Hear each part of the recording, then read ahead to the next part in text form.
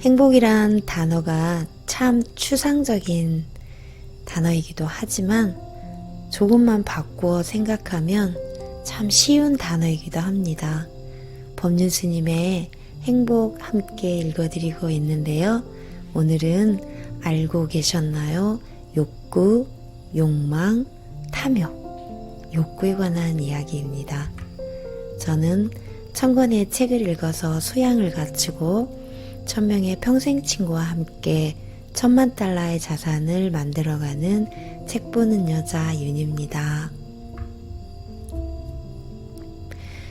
욕구에 3가지가 있는데요. 생존의 욕구, 상대적인 욕망, 지나친 탐욕.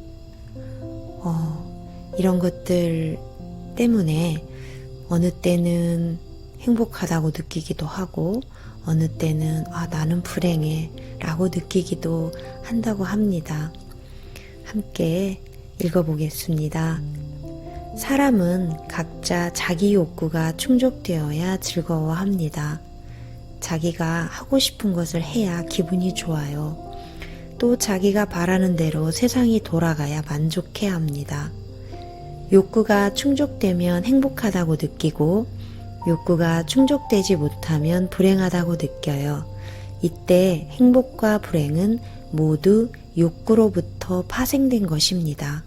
먹고 싶은 욕구, 입고 싶은 욕구, 가지고 싶은 욕구, 이기고 싶은 욕구 등 욕구는 수도 없이 많습니다.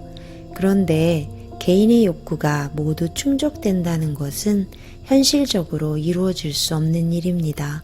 한 가정을 예를 들어도 아이들이든 남편이든 아내든 저마다 자기 마음대로 하면 가정은 풍비박산이 나고 결국에는 가족 구성원 모두가 고통을 겪게 돼요. 따라서 욕구를 쫓는다는 것은 궁극적으로는 나 자신은 물론 다른 사람에게까지 큰 손해를 끼치게 됩니다. 그렇다고 욕구 자체가 다 나쁜 건 아니에요. 사람은 누구나 욕구를 가지고 있고 욕구가 삶의 동력이 되기도 하니까요. 다만 욕구의 경계에 대한 이해가 필요합니다. 욕구에는 3가지가 있습니다. 첫째는 생존의 욕구예요. 배고프면 먹으려 하고 졸리면 자려 하고 추운 곳을 가면 따뜻한 곳을 찾으려 하고 이런 생존을 위한 기본적 욕구를 말하는데요. 기본적 욕구는 충족되지 않으면 생존이 위협받기 때문에 개인적으로는 자신이 스스로 지켜내야 할 권리이고 사회적으로도 이 욕구는 보장해 주어야 합니다. 다음으로는 상대적 욕구인 욕망이 있습니다. 더 맛있는 걸 먹고 싶어. 남보다 더 많이 갖고 싶어. 더 높은 지위에 올라가고 싶어. 더 좋은 옷을 입고 싶어. 더 편하게 살고 싶어. 이런 것은 상대적 욕구입니다. 이런 상대적 욕구는 비교에 의해서 생겨나는 욕구이기 때문에 어느 선까지라고 정할 수가 없습니다. 그래서 상대적 욕구인 욕망은 절제할 필요가 있습니다.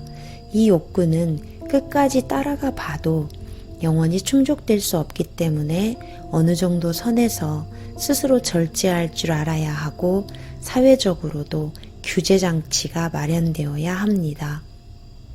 마지막으로 지나친 욕구는 탐욕입니다.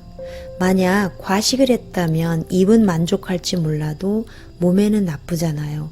과음을 했다, 과로를 했다, 이것은 다 탐욕이고 탐욕은 자기를 해치는 행위입니다.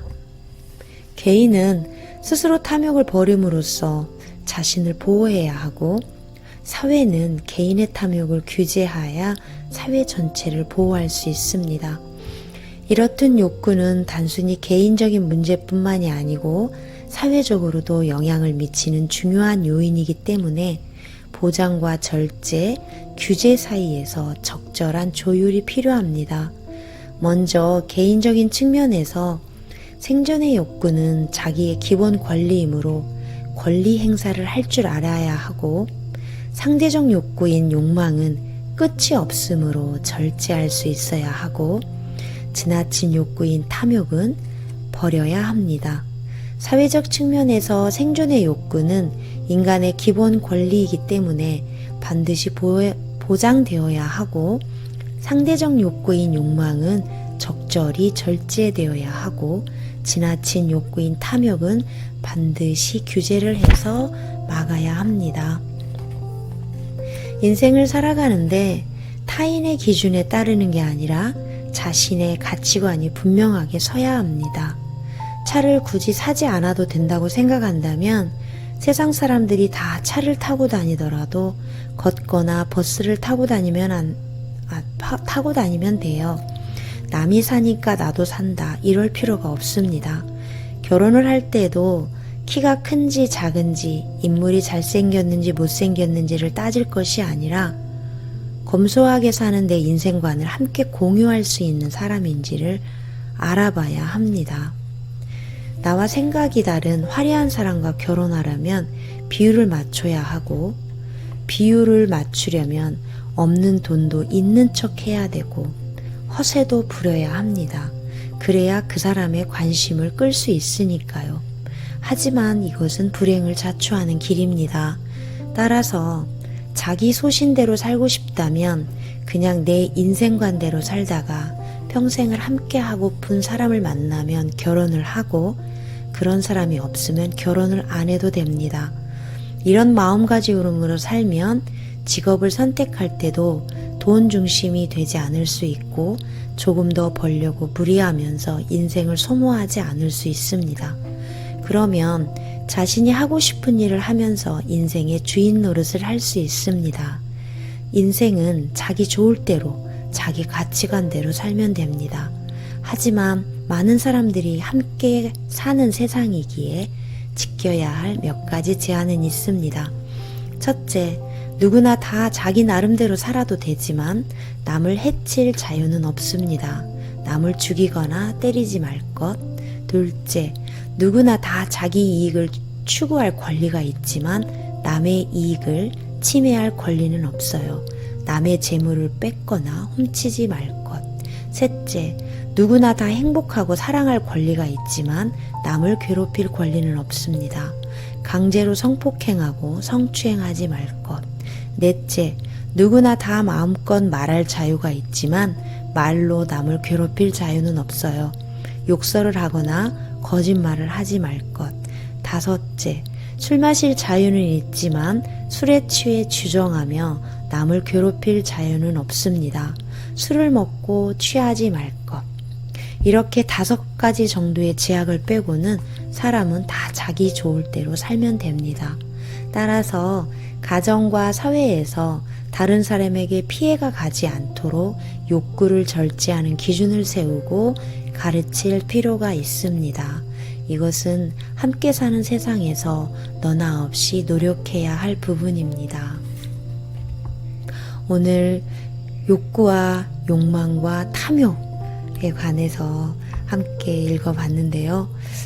상대적인 욕구인 욕망 때문에 저희 현대인들이 조금 힘들어하는 것 같고, 더 넘어서 탐욕을 갖기 때문에 정말 나중에 돈이 많아도 불행한 그런 일들이 일어나는 것 같아요.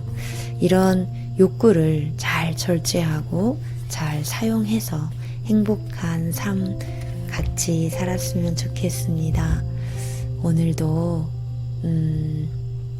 깨달아갑니다. 법륜스님의 행복 계속 들으실 수 있습니다. 구독, 좋아요 눌러주시면 되고요. 댓글은 사랑입니다. 행복한 밤 되세요.